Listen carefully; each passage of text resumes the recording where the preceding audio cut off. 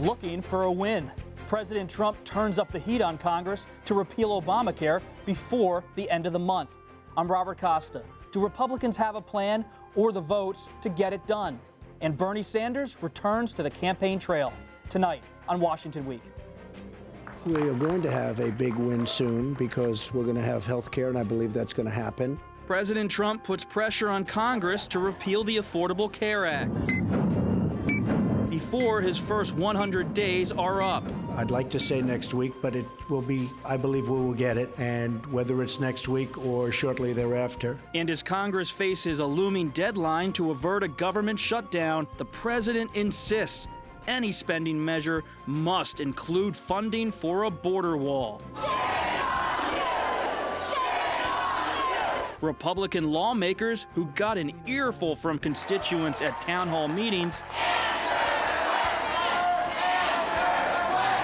are starting to distance themselves from the president. I think that we have a president that has a number of flaws. When I think Trump is right, I'll support him.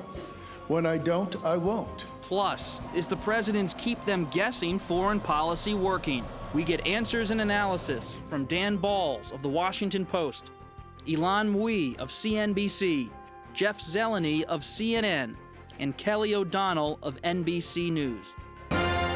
Celebrating 50 years, this is Washington Week.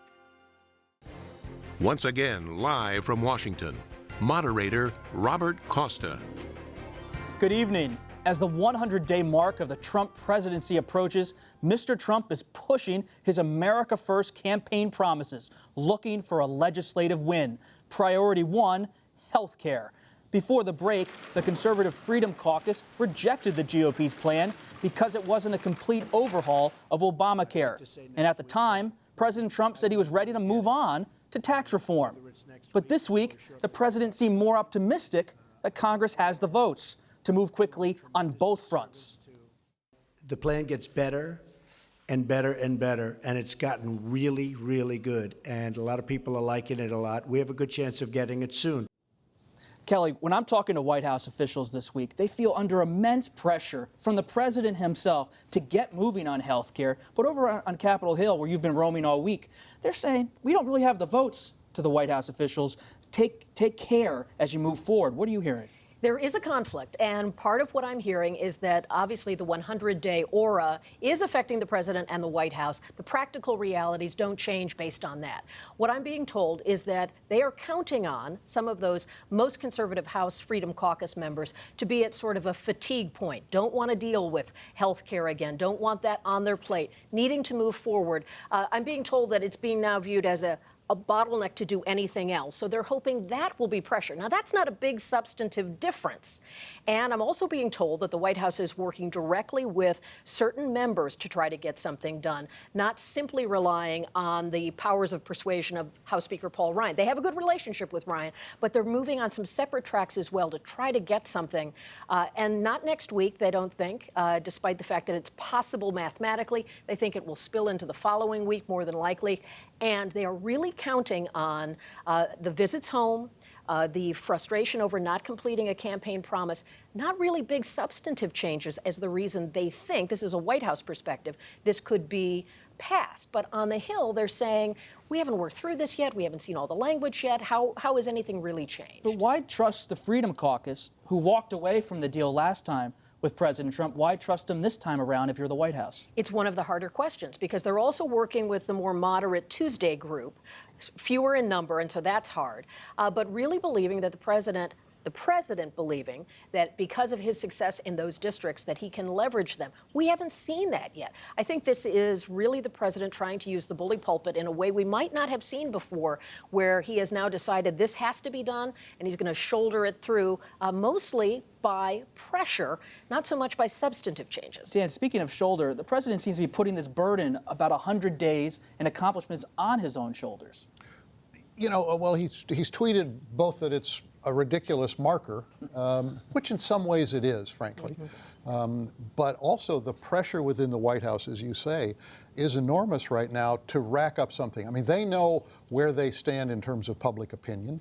They know where they stand, particularly in terms of legislative accomplishments, which is they don't have any at this point. They can point to other things that they have done, or that he has done, that set a direction, but they can't say that they've accomplished anything great.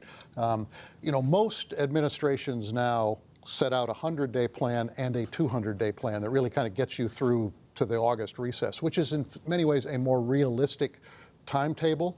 But because they have done so little in terms of legislation now, there's a much greater pressure to do something by next week. And Jeff, you spent a lot of time with the president this week on the campaign trail in Wisconsin. What are your observations of the president up close as he approaches this 100-day mark and also tries to get some action on health care? I think the biggest thing, he was in Kenosha, Wisconsin this week. And, you know, first and foremost, you're just reminded at how little he travels. This is someone who, you know, won this campaign, the improbable Republican primary, first of all, and then the general, of course, by really being out there with the people. This is a president who likes the Oval Office, likes the trappings of the White House or Mar-a-Lago. So just the fact that he was out in a factory in Wisconsin was interesting. The first time he's visited Wisconsin, which of course went for Trump, the first Republican since 1984.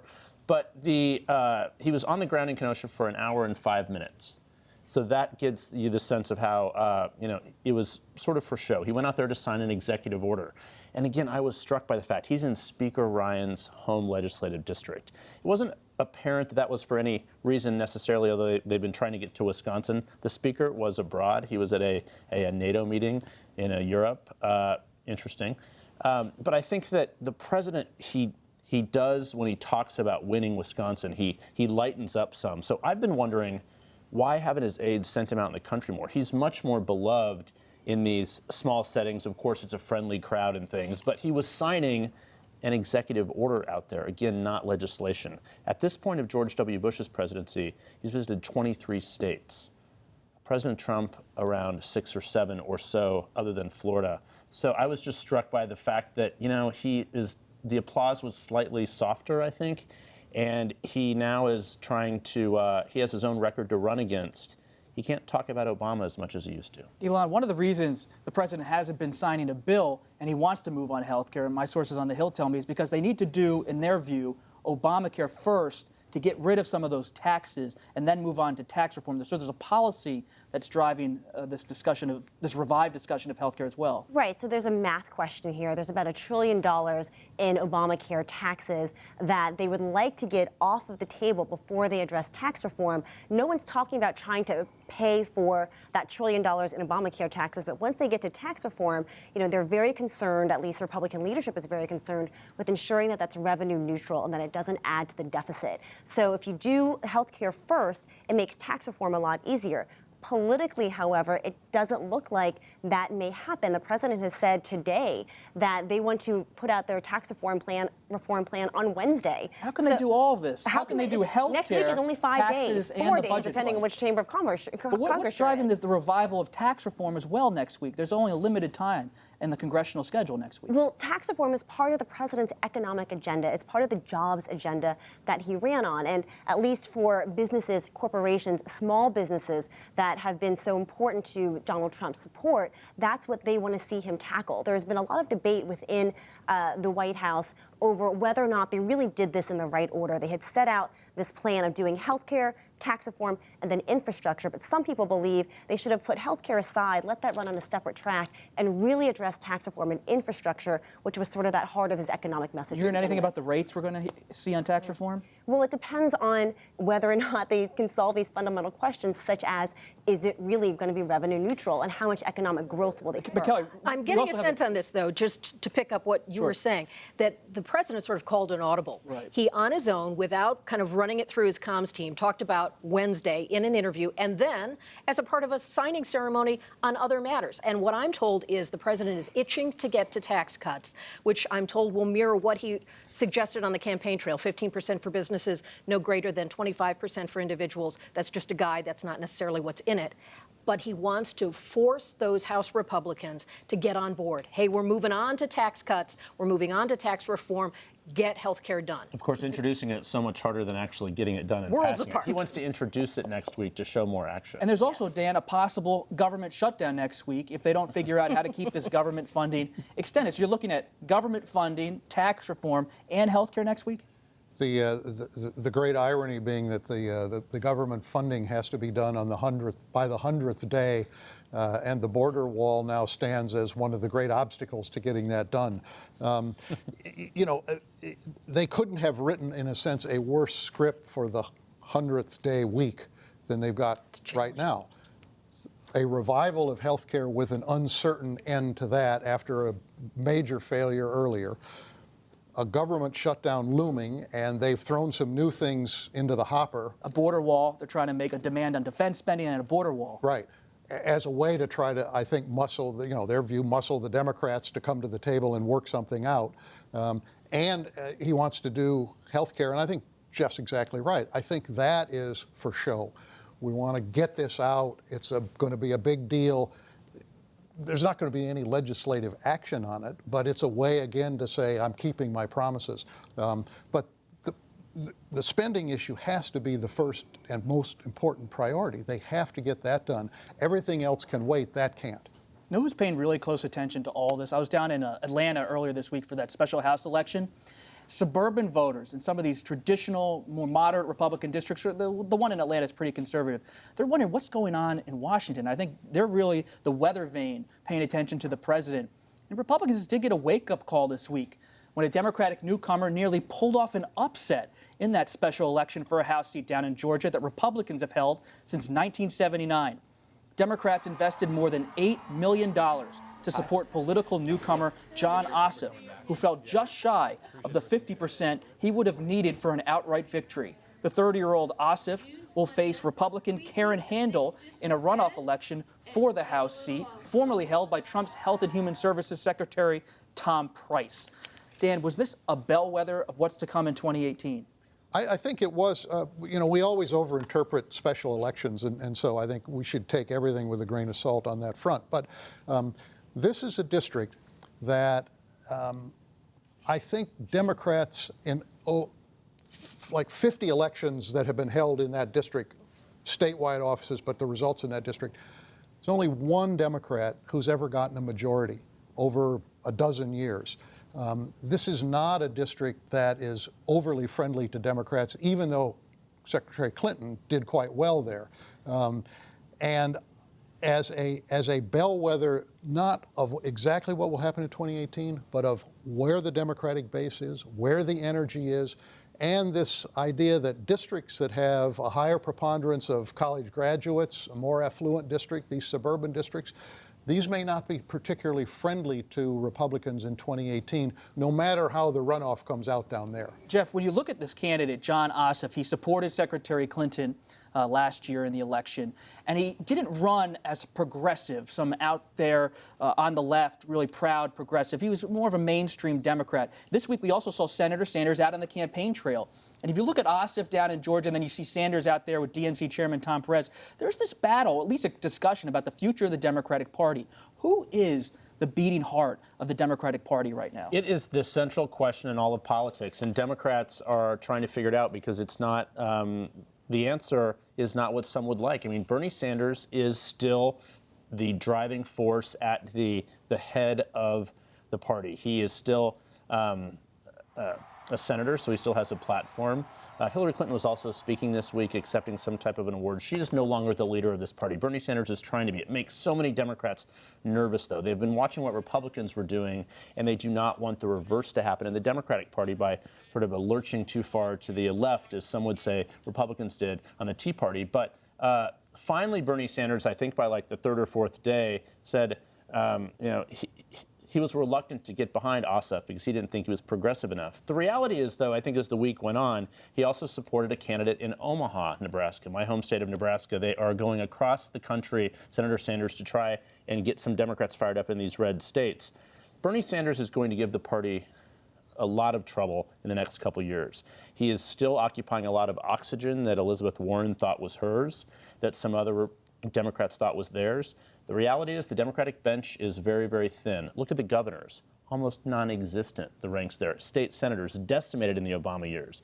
In the vacuum, Bernie Sanders, in all of his glory, is rising up and loving every minute of it. Alon, when you think about that economic populism that Senator Sanders represents, is that going to be the wave of the future for Democrats? Well, I think this is the question for 2018. Who is the decisive demographic? And that will drive the kinds of policies that they try to run on. So, you know, the forgotten man that everyone talked about during the 2016 elections, you know, the disenfranchised factory worker left behind by globalization, you know, is it important for the party to reconnect with those workers, or do they reconnect with the affluent suburban centrists who are eating at Panera Bread and, you know, enjoying their French Is that the new voter, the Panera Bread voter? That's what Brian Fallon said, right? The road to 2018 runs through the Panera Breads of America, right? So that's the question. And those voters may be turned off by the type of talk, tough talk on trade and talking about how NAFTA is a disaster. These are probably voters who, you know, travel to Europe, travel to Asia, enjoy the fruits of globalism in a way that the forgotten man has not. Suburban professionals. Kelly, one thing I was struck by, let's not forget the Republican who was the top finisher in this Georgia race, Karen Handel, former state secretary of state in Georgia. When I spoke to her down there, she didn't really embrace President Trump, said she was more of a traditional Republican. And you look at Senator Ernst and her comments and Senator Heller and of course, Ms. Handel, Republicans in some of these more swing districts aren't exactly running to embrace this economic populism of Trump. Well, we've learned that Trump is really a man on his own populist island politically. His successes don't necessarily translate to other candidates. And so especially women Republicans, I think, have a challenge with this. And I think Republicans now see that the energy that led marches after the inauguration and has lots of liberals and progressives on their feet and trying to do something, that can't go unanswered in Georgia 6. So you've got the president under his own sort of signature, if you will, in the electronic age, trying to raise money for Handel, trying to do things to get people to go to the polls. Special elections are so hard to predict in terms of turnout. And often, after there's a lot of buzz about a candidate who attracts outside support and enlarged support based on what we've seen over time, often voters go back to where they have been in the past. It's a Republican district. She has a very good shot at it. You think President Trump will campaign with her? Well, in the let's get him out into the country, it could be useful, but she would probably prefer the help in fundraising alone. It's a challenge for especially some of these traditional Republicans who are still uncomfortable about the Trump brand. Bob, one thing to think about in terms of these races, for the House races, there's going to be two factors that will determine what the outcome is. One is President Trump's overall popularity or lack thereof in 2018. But the other is the degree to which Democrats can find candidates who match these districts. That's different. That's a different set of decisions that they have to make than you think of in terms of a presidential campaign and a national message. So the question is, can they find the candidates to compete in some of those suburban districts and more moderate southern districts that could be up for grabs? Or do they end up with an overwhelming progressive message that doesn't play as well in those districts? And one thing I'm also watching is retirements for Republicans. You saw this week, House Oversight Committee Chairman Jason Chaffetz, for personal reasons, wants to spend more time with his family, he said, decided not to run, may even resign his seat. And if Republicans start to lose some of these key committee chairmen and powerful names, that could be a problem, perhaps, Jeff. It's striking. I mean, you get the sense that, you know, we've seen this for a while, but being an outsider is much better than being in Congress. Mr. Chaffetz is very ambitious, as we've all seen. He, said he was resigning for personal reasons, but I think he also does not want to be saddled with this Trump agenda and record as he decides to run for governor potentially in the future here. But the retirements, you're right, are going to be absolutely important to watch. But as Dan was saying, recruiting. Democrats have to be recruiting right now. Who is their Rahm Emanuel who sort of led that charge in 2006? I don't know that they have a person like that. Again, the party has been somewhat decimated. So that's a big challenge. And I think another interesting thing that's sort of got lost in the focus on this Georgia race is the Democrats came out of the presidential election saying we have to figure out a way to compete in these more rural areas. Right. And now they're very focused on suburban areas. So they haven't got their act together yet in terms of their strategy on what they want and need to do. The Chaffetz retirement brings up questions about oversight for the Trump administration. Who's actually keeping an eye on this administration? And Congress will have to see who takes over that chair. But another big story in this first 100 days, and it really was a dominant one in a surprising way in some respects, was foreign policy. And President Trump's worldview as well really came to the fore. In the past few weeks, the U.S. launched missile strikes in Syria, bombed ISIS targets in Afghanistan, and the president has turned to China for support in curbing North Korea's nuclear ambitions. Kelly, are we looking at a Trump administration that's developing this confrontational, maybe even flexible foreign policy? I think one of the questions is, what is the Trump doctrine on foreign policy? And so far what we've seen is to try to project strength, to try to push other nations to do what the president feels they need to do. And on China, he is both pressing and praising. So he is quite effusive about President Xi, and at the same time needs him to exert influence over North Korea. I think on Syria, we saw president's presented with options, he makes a decision. So he's trying to show a decisiveness, not necessarily focused on the details after the fact, but trying to send a message to the world that he is willing to act. And some of the partnerships of the past, they can get bruised here and there, and then he will come back to them and try to build some of these relationships. So if you ask the president how he defines his own foreign policy, I'd be curious if he has a full thought on that or if he's looking at it situation by situation. Alon, do you really see a shift, though, in especially the position towards China and currency manipulation? Is this actually a turn by the president?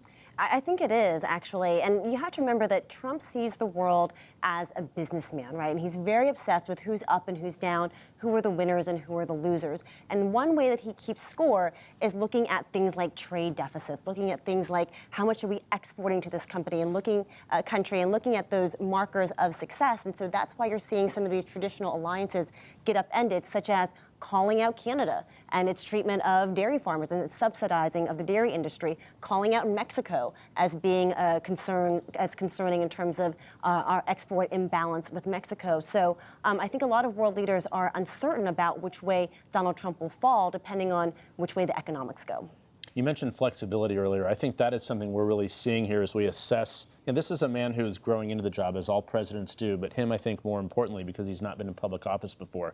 He is showing that flexibility is a positive thing. He's not a flip-flopper in his view, that he proudly says he's flexible. China, the most important example of that, I think. In Wisconsin, as we were talking about earlier this week, he was not talking about China is raping our country, taking our jobs. He is now counting on President Xi to help him with North Korea here. So he has turned that language 180 degrees and now using China to potentially box out to Russia. Who would have thought that was going to happen here? So his foreign policy doctrine is a sort of moment-by-moment thing. It's still very much being built. Dan, there's been some missteps, however, when the administration talked about this so-called Armada of ships moving over in Asia with the North Korea situation.